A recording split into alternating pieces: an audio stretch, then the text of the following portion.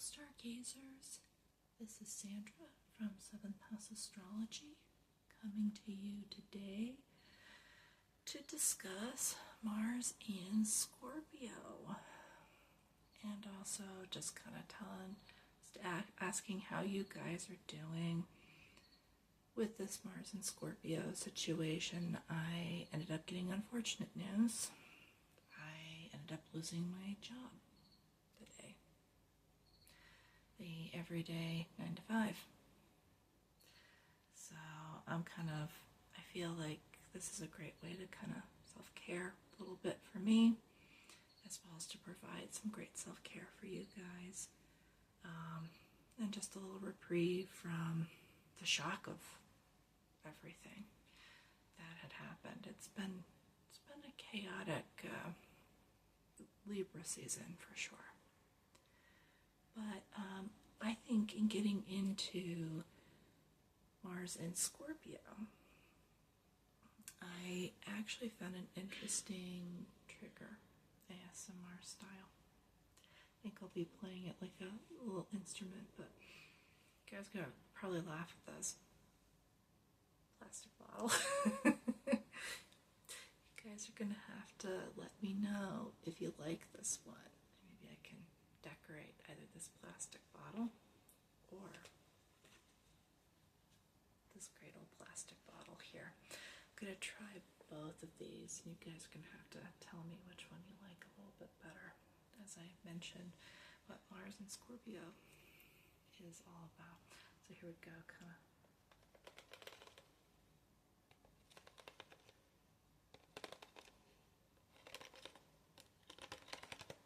Just thought that was really kind of cool. I'll try it this way. Kind of that.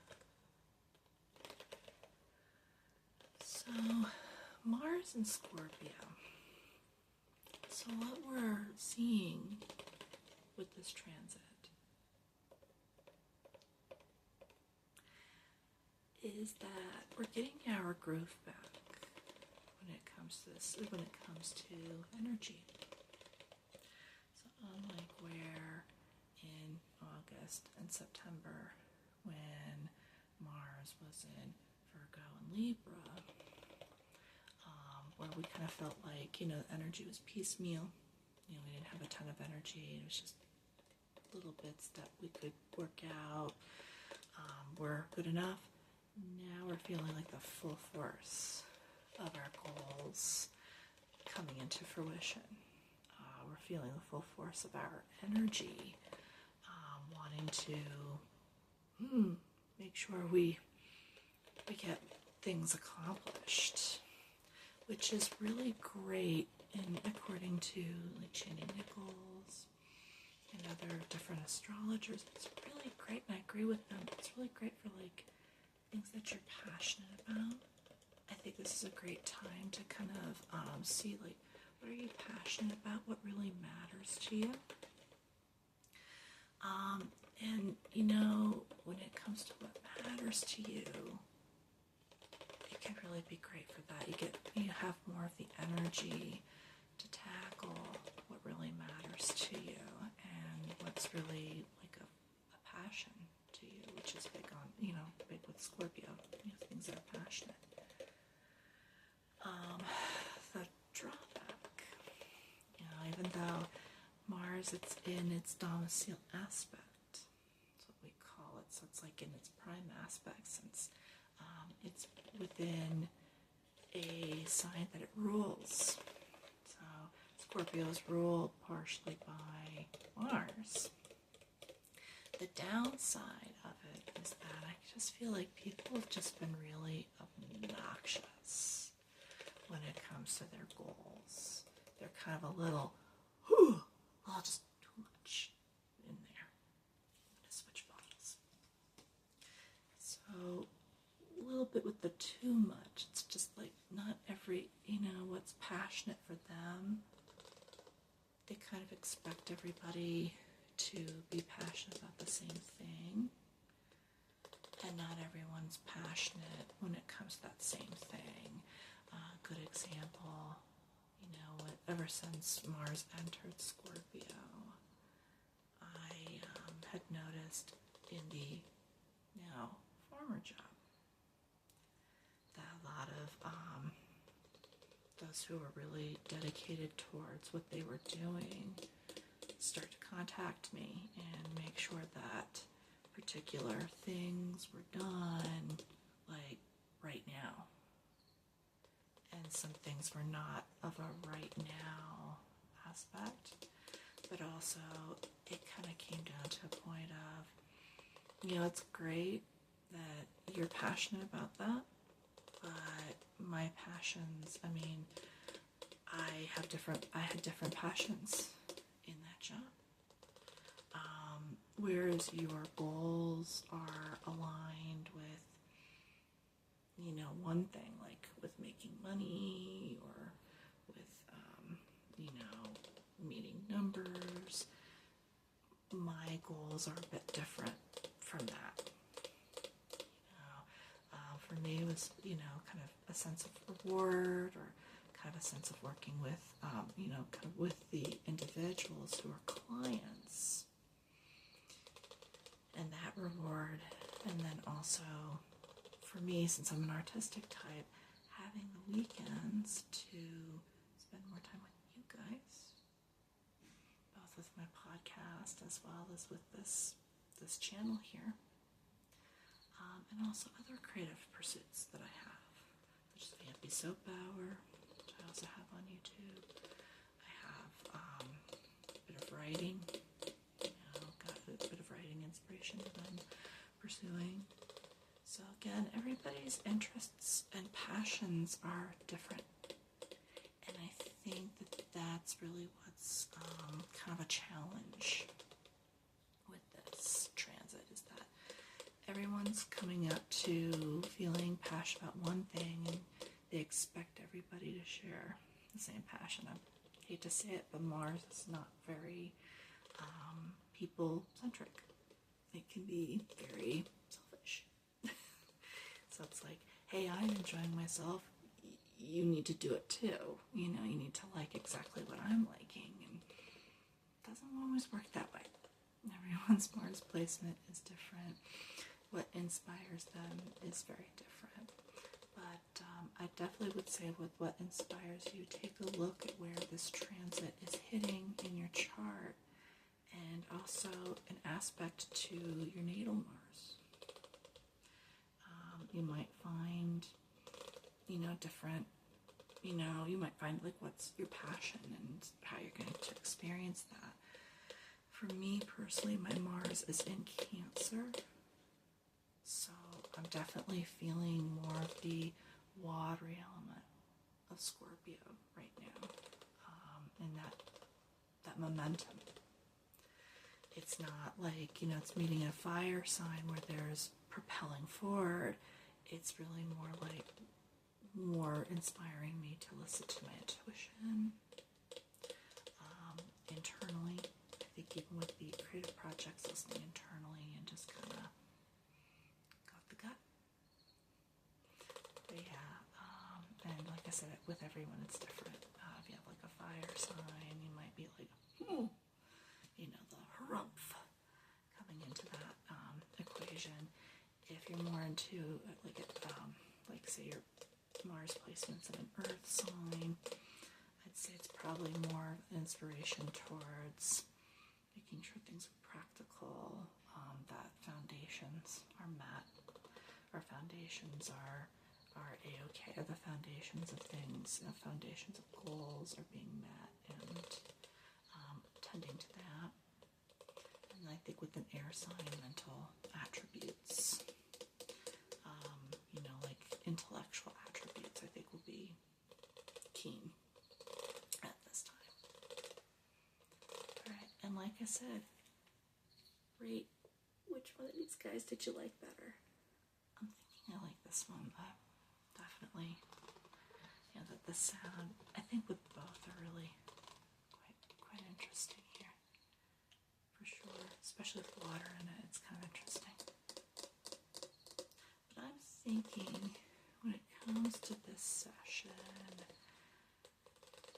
with the passionate goals and everything, I think that it's important to maybe, keep that passion alive for sure, but maybe to spend some time grounding, because, again, not everyone's passion is similar. You don't want to end up like driving somebody nuts by accident, just because you feel a particular way.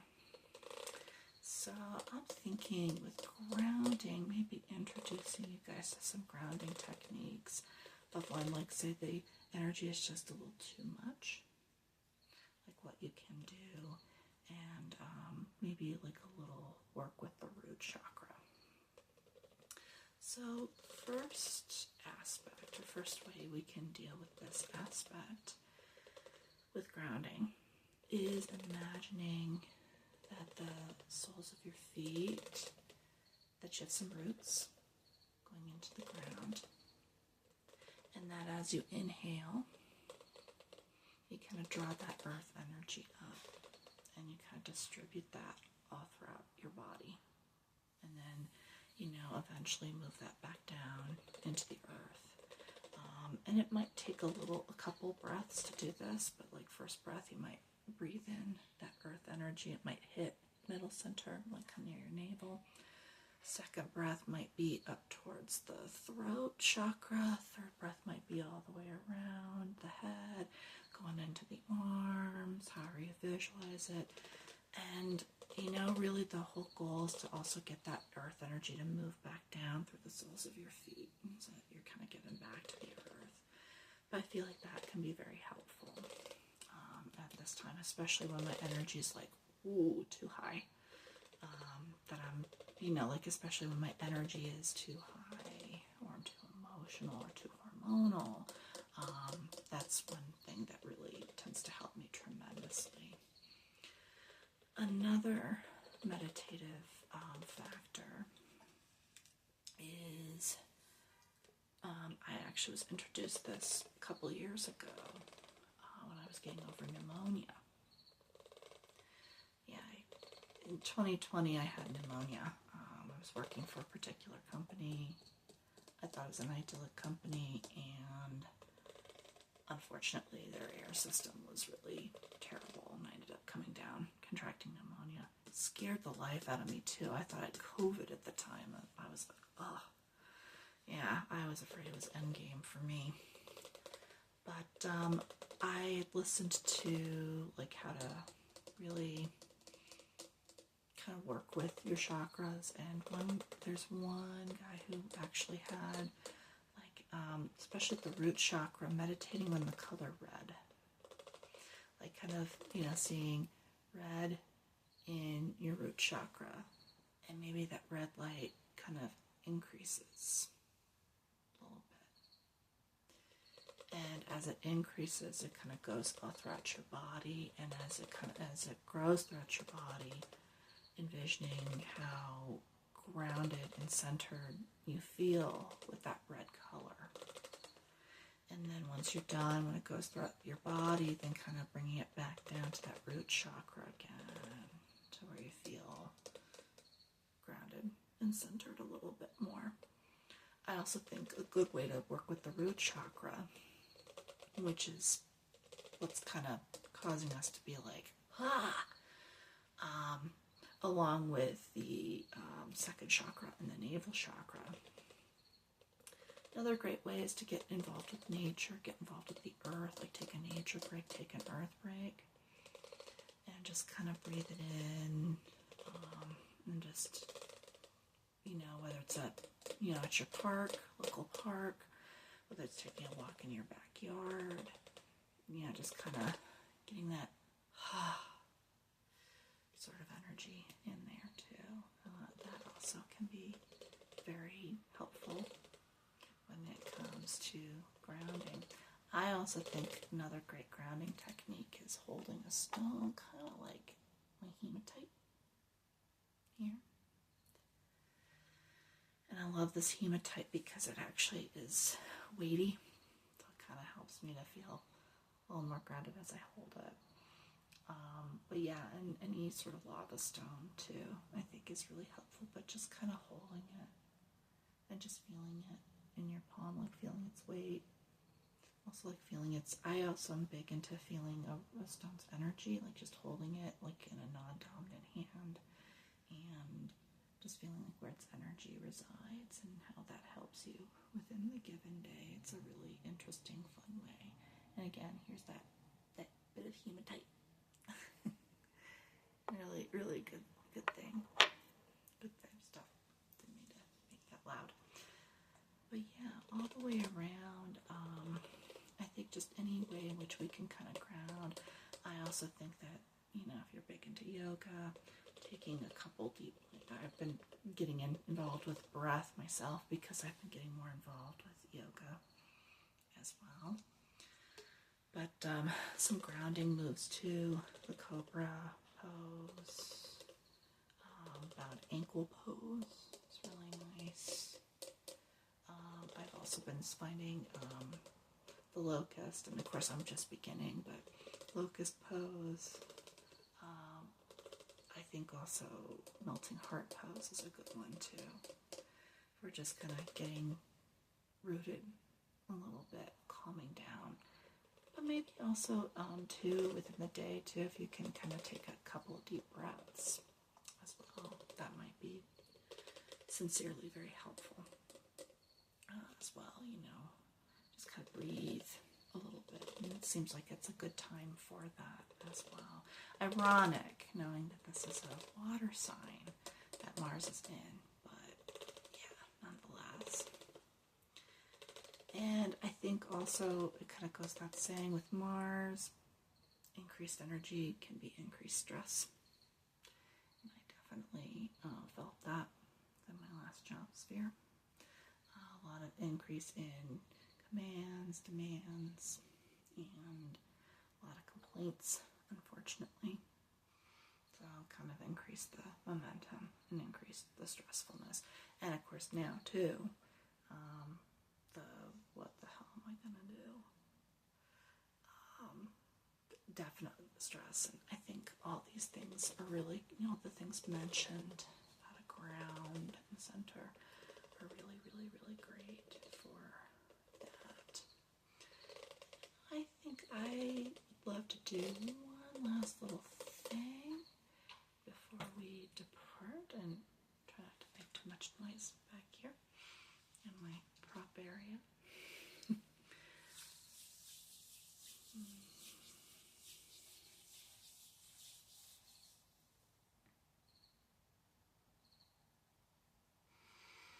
Alright. And I think I'm just going to make this by intention. So I'm just going to put my hands here. Like a hand sort of over the root chakra. Like so. Maybe get a little closer. There we go.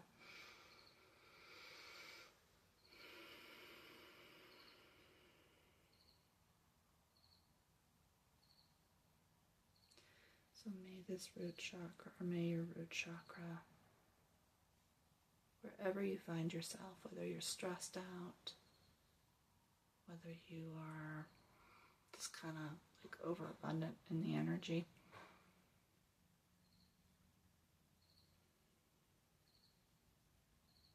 may this all settle down for you.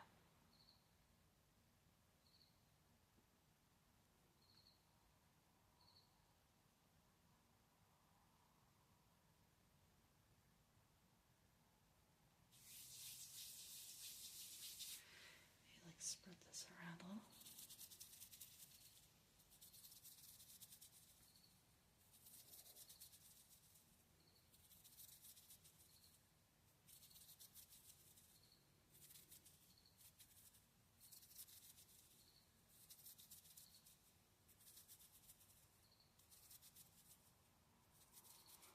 And may it all settle down for you. And not to fear, not to stress, because as always with any transit, this will end. This one's going to be a little bit longer. It's going to be until December, but it will end. And I think it'll probably end right when we're starting to get used to it. That's always how it happens with astrology. But, I would just say hang in there and see if you can kind of find that thing, especially if it's like stress, or if it's like, I'm passionate. Well, if you're stressed out, definitely find something that really resonates with you at this time and stick with it. Even if it's like a self-care activity, stick with it. And I think that this is how this energy will definitely serve you, or how the Scorpio energy will definitely serve you. If it's an abundance of energy, where you're just like, right? As we're discussing. Maybe find a way to calm, like I said again, maybe find a way to calm this down. Calm down and ground and center.